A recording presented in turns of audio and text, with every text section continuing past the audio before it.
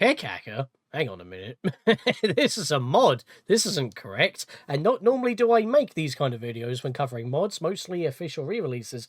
But this one is so good that from the Pick Hacker team, I need to mention the Pikmin Squared changes to the original Pikmin game. Now, for a bit of context, this game is basically Pikmin 1 remade in Pikmin 2.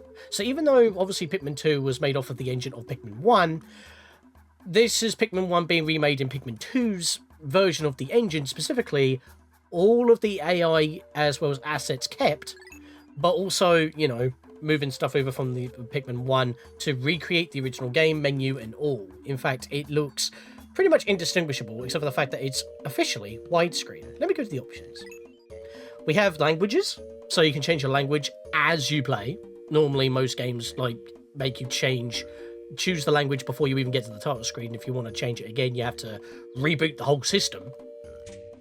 Widescreen support is built in. There's no gecko code. There's no widescreen hack. It's built into the system, which is amazing.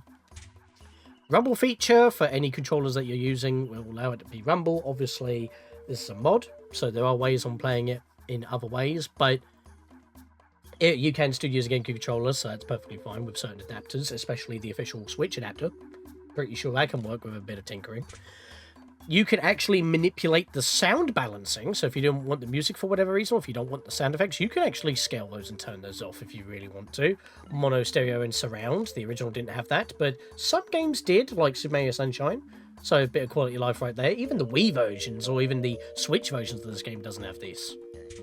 Deflicker. Now, I've got this on for softer graphics. I think this has something to do with, like, certain effects that may look a bit pixelated, but there is like an built-in filter to smooth those out, and personally it looks a lot better, especially since you're out in the world. Things are bright, so it just makes sense.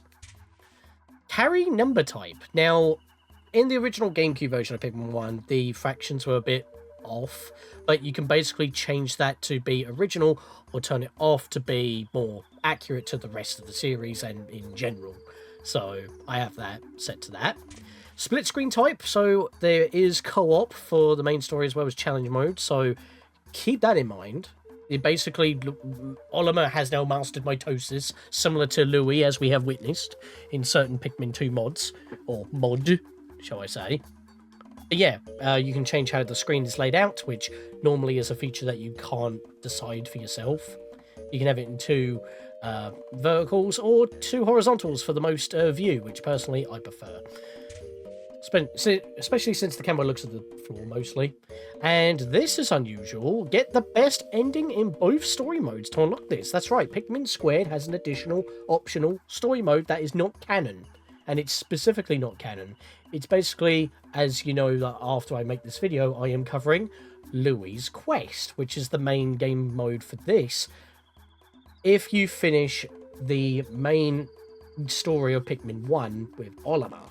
So we have to beat Louis' Quest in order to unlock this and the next node that I can't go to. So even though these would be normally covered in a video like this, we got to get through the actual mod of the game, the original content, to unlock that. And it's big, because you won't have to use anything external or gecko codes for something that we've already done before with Pikmin 1 in particular. Right, so I'm not going to go to challenge mode because it's the same thing plus more, because the levels in Louis' Quest are actually added to that, so that will be something that we'll be doing as well, and therefore I'm not going to go high scores, but all you need to know is that the menus are quite different, so we'll be seeing that later. So let's go to the file select screen. You do get only 3 files, which means you're going to have to probably manage these a bit more than usual, because there's 2 additional game modes than just the normal game, as you can see with Olimar's face right there. If I were to scroll over to a new game, there's a built-in randomizer, but we can't really mess about with any of the settings at the moment. Well, technically you can, because you can come in here and do this. There's a built-in randomizer. I was hinting towards this, but I forgot that you can actually just access it now. And you can also type in seeds, which is pretty interesting. So you don't need to use gecko codes or anything of the sort like the official Pikmin 1 randomizer. This has got it built in with Pikmin 2 enemies, Pikmin types, and other such features. built into this. You can even have cave situations like raining rocks and stuff like that, as well as a couple of additional bonuses which we will once again get into while playing Pikmin Squared Louie's Quest. It'll be all covered in that point. But for now, I just need to cover the differences to what we have experienced on both, well, all official versions of Pikmin 1, which includes the Switch version that I haven't got to yet. But as you can see, the save file menu is a little bit different. But even better still, if you try to boot up your file again, you can, in fact, mitosis Olimar, or Louie, depending on what game you're playing, and you can play two-player co-op, which may make the game even faster still. Because remember, this is built off of Pikmin 2, but there was no co-op in that. So this adds even more functionality, because the Switch version of Pikmin 1 and 2 don't have that for the story mode. So, most of the graphics are going to be, well, for the menus at least, are going to be ripped from Pikmin 2, because that's just how it works. But you may have noticed a few things already. Just like the rest of the series, but Pikmin 1 had it, but no longer does, so you could consider that a negative. You don't know what's in your onions until you actually land to pick out your Pikmin. But again, that goes for every other Pikmin game, so no problems there. We do have our ship's log. Unfortunately, we can't roll back the clock to go back in time and redo things. That's a feature that was introduced in the Wii version of Pikmin 1, and it was carried over for the Switch version of Pikmin 1, which is quite nice. But not here, I'm afraid. So that's one, and I guess that's another negative. But a positive is it'll always be a captain's log, so there will not be any enemy information in here. I slurred my speech on that one. I'm the Scatman. Because there's a creature notes option. You have a miniature Piclopedia, and it's the same kind of descriptions that you would get that would replace a daily log. So every time you bump into an enemy, not defeat it, well, for the Honey Wisp, I think you have to. You have to use a candy pop button in order to get it added once again, just like how it was with Pikmin 2, because one of the easiest things to miss is a candy pop button that you like, maybe a red one that you don't need to use. So just toss one Pikmin in there just to get it added. But for the most part, all you need to do is witness the enemy and it will be added. So you don't need to fight the Gulix, you don't need to fight the Mamuta, but you do need to add those, and that's why we're on day 14. I miscalculated and I wanted to be on day 13, but I accidentally forgot to fight the Smoky Prog on a day that I could have squeezed it into when I was replaying my file. But basically, if I were to have actually fought the enemies to get up to that point, we would pretty much be on par. But there is one missing entry. Now, technically, even if we weren't to be covering all this, except for a couple of them, because I did fight every single one of these enemies at least once, we would have had 100% anyway, because that final option is the Emperor Bulblax. Now, once we bump into him, wake him up, he's added. But we don't know that he's added unless we end the day to come back to this menu to have a look at the entry in order to actually read it to see that it's there. But if we were to have beaten the game, even though we can't check this menu, it would be unlocked. Obviously, you can't save your progress after the end of the day because there's nothing else. It has to clock you back to this point so you can still fight the thing again. That means that this would be not here again upon booting it up. But just so that I can prove it, I'm going to go do that right now. Which is also perfect because we can get into the small little gameplay details that makes this, in my opinion, the definitive version if you are not counting unofficial versions. For official, it would be the Switch version. And the reason why I haven't covered anything on the Switch version, it's basically the GameCube and the Wii version combined. You have both control schemes. Why am I green? That's weird. Not too sure why I'm green. I'm not supposed to be green. I'm supposed to be red. You know what it is? I went into the randomizer menu, but then backed out. That's probably a glitch. So I guess if you want a random coloured Olimar, you can do that. That was not intended. Olimar is supposed to still be red here. But yeah, I need to get out some blues in order to get rid of some of these bridges real quick, just so I can show off the bomb rocks, because that's an important feature. A small feature here, actually, so you can hold Y to bring out more Pikmin than you usually could at a time. Like in the future Pikmin games, beyond Pikmin 2. Even the Switch versions of the games don't have that. But there's also more differences. If I were to press Y, we have our radar once again using the Pikmin 2 graphics. No problems there. What's happened? Hang on. Something's gone wrong here. I think I bugged out the game.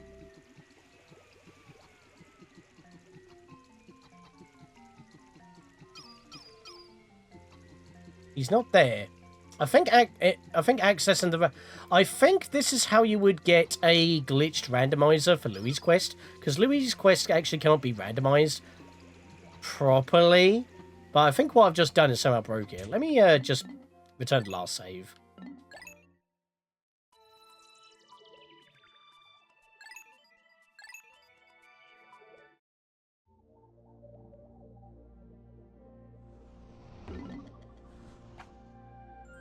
Alright, let's not bug out this time, please.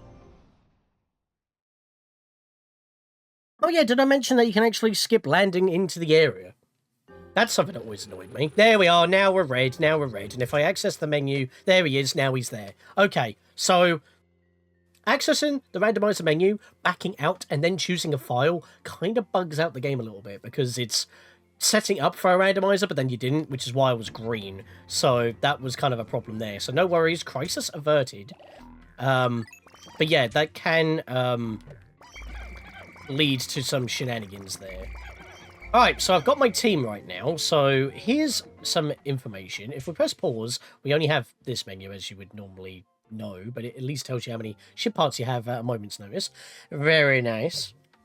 As I said, if we press Y, we can access our radar, but we can also access the control screen with either a press of the left or right.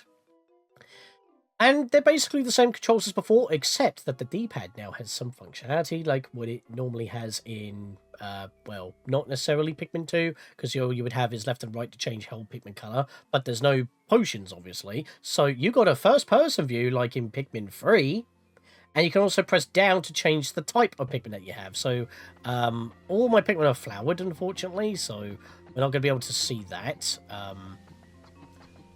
But I can hold a Pikmin, I can press left or right on the D-pad to swap my Pikmin around, which is pretty cool. So, however, we don't have the reach of the Wii version of Pikmin, the 1.5 reach. We're back to the normal 1.0. But we do have momentum throwing. I thought he was going to go in the water then, because, like, this is our normal throw. That was a momentum throw. You see how much more distance we got there? Insane. So, what I'm going to do right now is just get my blues to work on this bridge, because I do need the wall. The major gameplay difference is yet to come, and even though, obviously, this is Pikmin 2 remaking Pikmin 1, you can heal with the ship. Don't worry, that feature's kept, because that was a thing in Pikmin 2 where you weren't able to heal with the ship, which was kind of weird. I need to go get some bomb rocks, because this is the major difference that will change how you're going to play the game. Except for getting the Cronus reactor in the distant spring by tossing Pikmin. You can use the momentum throw if you really want. So you can still kind of do it without the additional reach. So keep that in mind. I've got bomb rocks. I need to get these Pikmin back, obviously. But we all know what happens in the GameCube version if we whistle Pikmin with bomb rocks. They could just randomly drop them. They are shining right now, like they have some spicy spray. They are alert. Now they're inert. Whistle them now, and you're perfectly fine. Just like the Wii and Switch versions of Pikmin 1. If you want the Pikmin to do stuff with the bomb rocks, you kind of just need to let them use them. So you have to kind of wait around a little bit. But in Pikmin 1, it was kind of a glitch where if you whistle them when they're holding bomb rocks, they would just drop the bomb rocks and run when you don't really want that to happen. In this version of the game, you get the best of both worlds. So when they're shining, if you were to call them back, they drop the bomb rocks immediately, so you can do things a lot faster and more in your control. Now that is pretty useful. Now, they're almost done with that bridge, which is quite nice, but I'm going to be a little bit cheeky as well, because while practicing for the Versus Royale, link in the card in the description below, or just below the description even, because that's where the cards go now, I learned how to do this. You can just toss a bunch of blues here, and you can just have them do the red's job without actually needing to worry about the fire. Very useful for randomizers, honestly, because, you know, they may just be a valley of death, like tons of enemies to deal with. So, not the most ideal situation. Alright, so I'm not actually going to fight this guy. I'm just going to wake him up so that he's now added to the Piclopedia. Because I don't need to fight him again, because we've all seen the ending before. The text is just in a slightly different window. I can actually show that by healing at the ship, and I might as well, because I did actually take some damage from that guy. But just so you know, all the FMVs, like the attract mode on the title screen, will have the Pikmin Squared logo, but it'll also be more updated. Annoyingly, you toss a Pikmin when you check this. But yeah, all of the FMVs would be changed. So that means that you won't see, like, the beta, unfinished, distant spring areas or stuff like that. I need to go to Sunset. Obviously, I'm not going to save. But you can not only skip this, but you can also skip the blast off. So, again, quality of life improvements that just speed things up a little bit. But as I said, with the Emperor Bulblax, that's a data entry that you don't actually get to see. Also, the end of screen graphics would also be changed. We'll be seeing those in Pikmin Louie's Quest when we beat the game, so that's why I'm not going to bother beating the game again here by fighting the Emperor Bulblax. That's just not necessary. We're going to see it anyway, but as you can see, this is kind of different in its design, showing you each individual piece that you may have found.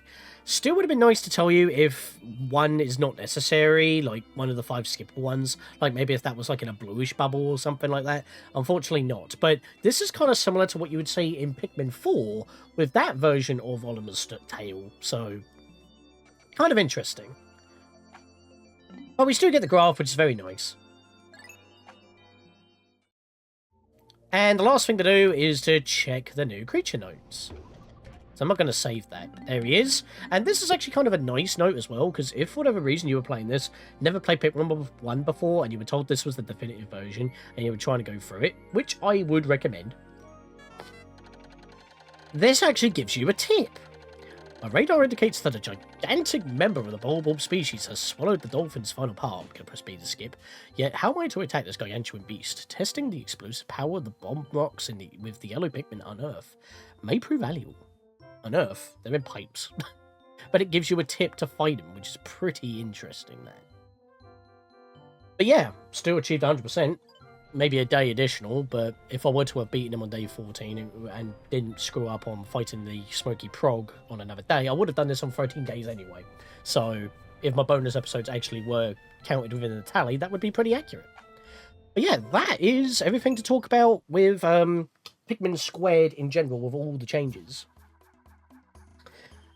Including the randomizer, which I forgot to mention. I was trying to be coy, but I forget that you can actually just access that in the menu. So in the next episode of Pikmin 2 Squared, Louie's Quest, we'll actually be starting Louie's Quest. But I stuck this in the Pikmin playlist anyway because it made sense. So I'll see you guys next time for Louie's Quest. See you guys then.